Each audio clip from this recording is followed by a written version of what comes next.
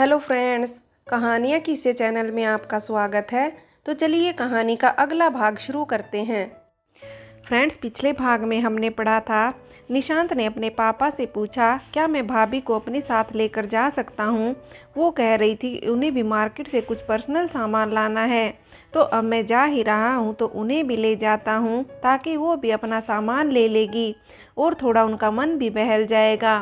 पहले तो शर्मा जी थोड़ा घबराए हाँ करने में, लेकिन फिर उन्होंने हाँ कर दी और कहा कि ले जाओ, लेकिन वापस जल्दी ही आ जाना। ठीक है पापा, निशांत ने कहा और वो जल्दी से बाहर आया और आंचल से कहा कि चलो चलते हैं। आंचल, पागल तो नहीं हो गए हो? पापा जी जागे हुए हैं और तुम मुझे बाहर चलने को कह रहे हो और वो सैड हो जाती है। निशांत, अरे अब छुपते छुपाते हुए जाने की ज़रूरत नहीं है। मैंने पापा से पूछ लिया है और उन्होंने हाँ कर दी है तुम्हें भी मार्केट ले जाने के लिए, सो रिलैक्स। ये सुनते ही तो आंचल बहुत खुश हो जाती है और वो निशांत को एक्साइटमेंट में गले लगा लेती है। सच में Nishant, thank you so much. मुझे पता था कि कोई भी प्रॉब्लम आए तुम साथ हो तो सब संभाल ही लोगे। निशांत तो आंचल के रिएक्शन से बहुत शॉक्ड हो गया था। उसे क्या पता था कि आंचल उसे गले ही लगा लेगी, लेकिन बाद में उसने आंचल के हक का फुल रिस्पॉन्स दिया। तभी फिर आंचल को होश आया और उसने अपने आप को निशांत से अलग किया और एम्ब्रेसिंग फील करते हुए निशांत को सॉरी कहा। निशांत, इट्स ओके, वैसे भी मैं तो पूरी ज़िंदगी तुम्हारे साथ रहने को तैयार हूँ, बस एक बार तुम यस कह दो, निशांत ने आंख मारते हुए कहा। आंचल, सॉरी कहा ना, वो एक्साइटमेंट में थी मैं, इसलिए अचानक गले से लग गई।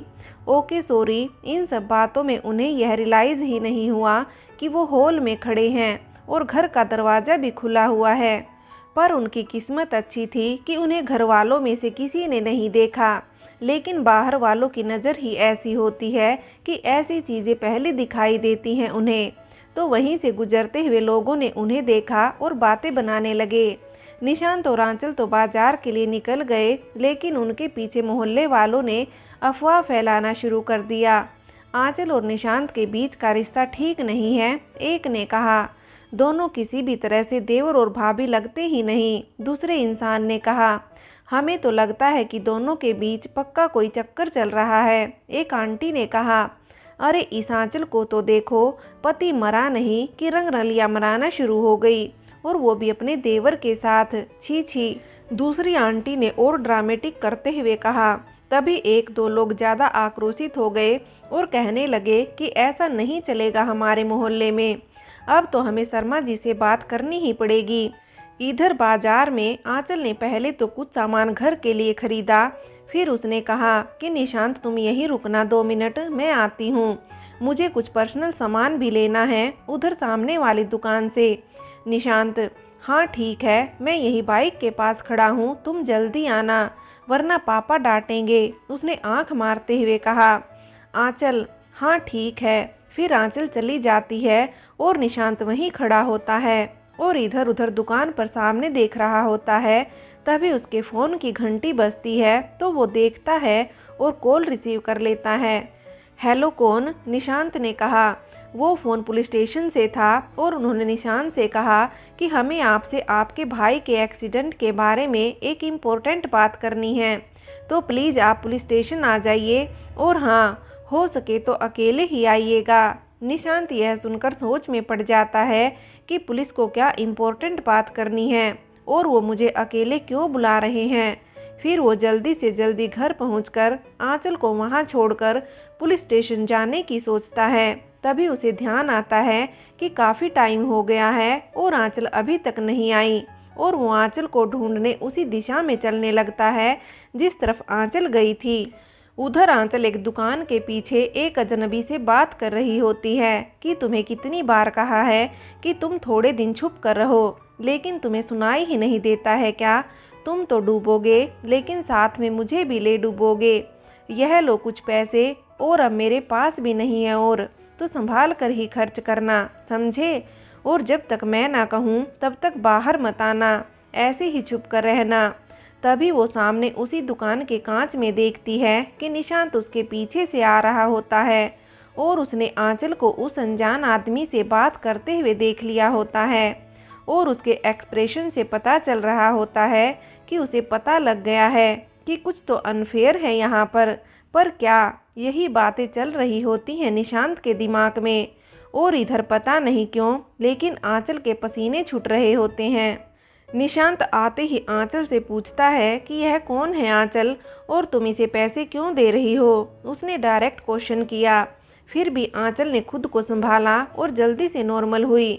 फिर उसने निशांत को इग्नोर करते हुए उस आदमी से कहा कि तुम जाओ और कोई ज़रूरत हो तो बताना, ठीक है? और वो आंचल का इशारा समझ गया और आंचल को फॉर्मल वे में बाय कहकर चला गया। आंचल ने कहा, अरे निशांत, तुम यहाँ क्यों आए? मैं आ रही थी ना वहाँ पर, और वो मेरा क्लासमेट था कॉलेज का। उसे फाइनेंशियल हेल्प चाहिए थी तो मैंने कर दी, क्यों कर नहीं सकती क्या? नहीं, मेरा वो मतलब नहीं था, पर वो आदमी मुझे दिखने में सही नहीं लग रहा था। छोड़ो, वैसे फ्रेंड है वो तुम्हारा? निशांत ने पूछा। आंचल, नहीं, ऐसे कोई क्लोज फ्रेंड नहीं है, पर घर के पास ही रहता था पहले, तो उसने मुझसे हेल्प मांगी तो मैंने मना नहीं किया और हेल्प कर दी। आंचल बिना हिचके झूठ पर झूठ बोलती चली गई, क्योंकि वो निशांत को सच नहीं बताना चाहती थी। पर सच था क्या? निशांत तो आंचल पर भरोसा करता था, तो उसने ज़्यादा सवाल पूछे ही नहीं और उसकी बातों पर बिलीव कर लिया।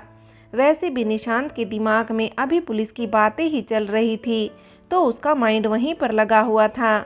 इसलिए उसने नोटिस भी नहीं किया कि आंचल घबराई हुई सी थी या उसने झूठ बोला है, और उसने उस आदमी को भी इतना ज़्यादा नोटिस नहीं किया। फिर निशांत और आंचल घर आ जाते हैं, लेकिन जैसे ही वो घर के बाहर पहुंचते हैं, वो देखते हैं कि उनके घर के अंदर मोहल्ले के बहुत सारे लोग इकट्ठे होकर पता नहीं क्यों लेकिन चिल्लाए जा रहे थे। उन्हें पहले तो बहुत अजीब लगता है कि यह सभी लोग इनके घर क्यों आए हैं और यह किसके बारे में बात कर रहे हैं और क्यों यह इस तरह से बात कर रहे हैं।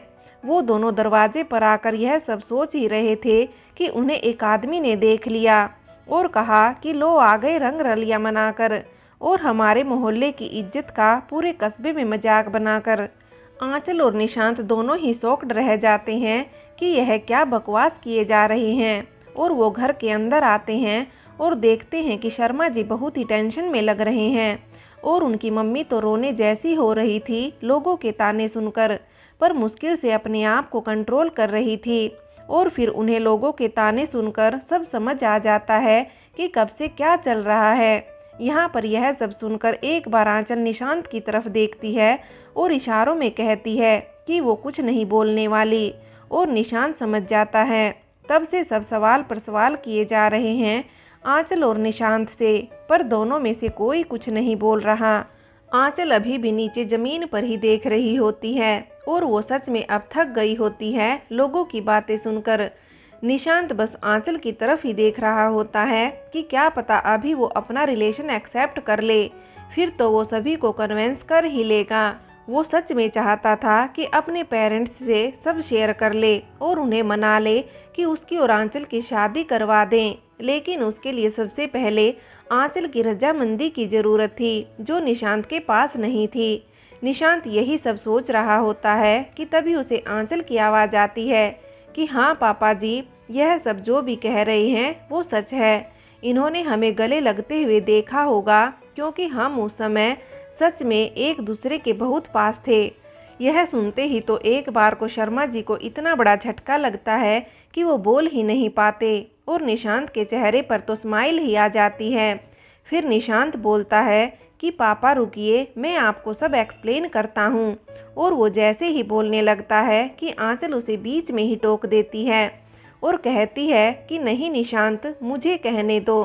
तो निशांत एक बार को सोच में पड़ जाता है। फिर आंचल उन लोगों से कहती है जो उनके घर पर यह शिकायत लेकर आए थे, आपने यह तो देखा कि निशांत मुझे गले लगा रहा था, लेकिन क्या आप में से किसी ने उसके पहले या उसके बाद में क्या हुआ वो देखा या सुना क्या? तभी उनमें से एक बोलता है कि यह देखने के बाद अब आगे पीछे देखने और सुनने को बचा ही क्या रहता है जो हम देखते। तभी आंचल बोली, मतलब कि आप में से किसी ने भी नहीं देखा कि निशांत और मैं गले तो लगे थे, लेकिन वो सिर्फ एक कंसोल हग था जिसमें निशांत मुझे चुप करवा रहा था, क्योंकि मैं अक्षय को याद करके रोने लगी थी और निशांत सिर्फ मुझे हिम्मत दे रहा था और वो चुप करवा रहा था, जैसे एक देवर अपनी भाभी को सपोर्ट करता है। फिर आंचल ने शर्मा जी की तरफ देखकर कहा, पापा जी, मैं सच कह रही हूँ, आप हम पर विश्वास करें या ना करें, इसलिए मैं और निशांत कब से कुछ नहीं बोल रहे थे, क्योंकि हमें यह समझ में नहीं आ रहा था कि लोग ऐसी घटिया सोच कैसे रख सकते हैं कि मेरे और निशांत के बीच, और आंचल रुआंसी होकर चुप हो जाती है। तभी मिसेस शर्मा आंचल के पास आती है और कहती है कि बस बेटा, हमें तुम पर पूरा भरोसा है कि तुम जो कह रहे हो वो सच है। पर इधर लोगों का मुंह फिर भी बंद नहीं होता और कहते हैं कि देखकर तो नहीं लग रहा था कि तुम रो रही थी। तभी मिसेस शर्मा कहती है कि बस कीजिए आप लोग और चले जाइए हमारे घर से। आपकी वजह से पहले ही हमारे घर पर बहुत ड्रामा हो चुका है, अब कोई और नौटंकी नहीं। हमें अपने बच्चों पर पूरा भरोसा है और आपको हमारे घर की चिंता करने की ज़रूरत नहीं है। मिसेस शर्मा ने हाथ जोड़ते हुए कहा। उनके बोलते ही फिर उन लोगों में से किसी का मुंह नहीं खुलता और वो चले जाते हैं। लेकिन इन सब के बीच निशांत बस आश्चर्यचकित होकर आंचल को ही देख रहा होता है। उसने यह तो बिल्कुल नहीं सोचा होता है कि आंचल इस तरह से बात घुमा देगी। वो तो बस आंचल जैसे जैसे बोले जा रही थी वैसे वैसे उसे झटके लग रहे होते हैं। उसे सच में शौक लग रहा था कि आंचल इतनी सफाई से बोल सकती है, और कहीं न कहीं निशांत को बुरा भी लगा था। उसे कहीं न कहीं यह आशा थी कि आंचल आज सभी को सच बता देगी, लेकिन उसने जिस तरह से झूठ बोला वो निशांत को बिल्कुल पसंद नहीं आया। पर उसने कुछ नहीं कहा, लेकिन उसे आज पहली बार आंचल का कोई और ही फेस नजर आया जो उसे बहुत ही अजीब लगा। इधर शर्मा जी को आंचल की बातों पर पूरी तरह से भरोसा नहीं हो रहा था, लेकिन मिसेस शर्मा के कहने पर उन्होंने कुछ नहीं कहा और सीधा अपने कमरे में चले गए। फिर मिसेस शर्मा भी आंचल को कहती है कि तुम लोगों की बातों को दिल पर मत लेना बेटा, अब अपने कमरे में जाओ और थोड़ी देर आराम करो, ठीक है। और वो किचन में चली जाती है। सभी लोग हॉल से चले जाते हैं, बस आंचल और निशांत ही वहाँ पर खड़े रह जाते हैं। तभी निशांत आंचल के पास आता है और उससे पूछता है कि यह कुछ ज़्यादा नहीं हो गया, मतलब तुम्हें तो झूठ बोलना आता ही नहीं ना, और तुम्ही ने कहा था ना कि तुम कुछ नहीं बोलोगी, फिर यह सब क्या है। निशांत के मन में सवालों की लाइन लगी हुई थी जिसे वो एक के बाद एक आंचल से पूछता ही जा रहा था। अब कुछ बोलोगी भी, निशांत ने फ्रस्ट्रेट होते हुए कहा। तभी आंचल सिर्फ एक ही जवाब देती है कि प्लीज़ निशांत, अब तुम मत शुरू हो जाओ, अभी मैं किसी को कोई जवाब नहीं देना चाहती, और तुम्हें तो खुश होना चाहिए कि मैंने तुम्हें सिचुएशन से बाहर निकाला है और तुम मुझसे ऐसे सवाल नहीं कर सकते, समझे। पहले ही मैं सवालों के जवाब देकर थक गई हूँ, तो प्लीज़ अपने इस टॉपिक पर बाद में डिस्कस करें क्या। और फिर आंचल भी वहाँ से चली जाती है। निशांत का मन करता है कि आंचल को रोके और उससे पूछे कि क्यों वो इस तरह से झूठ बोल रही है। इतने झूठ बोलने से तो अच्छा है कि हम एक बार में ही सबके सामने सच बोल दें। फिर उसने सोचा कि अभी जब आंचल जवाब नहीं देना चाहती तो उसे फोर्स करना सही नहीं होगा। और तभी निशांत को याद आता है कि उसे पुलिस स्टेशन भी तो जाना है। वो मन ही मन सोचता है कि पहले पुलिस से मिलकर आ जाता हूँ, उसके बाद ही आंचल से बात करूँगा। इधर आंचल अपने कमरे में आ जाती है और बेड पर लेट जाती है। फिर मन में ही सोचती है कि आज तो कुछ ज़्यादा ही ओवरडोज हो गया झूठ का। अब तो निशांत को भी शक होने लगा है, उसे पूरा यकीन हो, इससे पहले ही मुझे सब सोल्व करना होगा। इधर निशांत जैसे ही पुलिस स्टेशन पहुँचता है, वहाँ पर अलग ही माहौल होता है।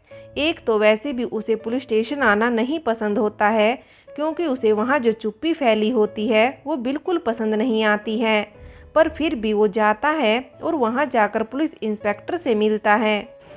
फ्रेंड्स, आगे की कहानी के लिए कहानी का अगला भाग देखें।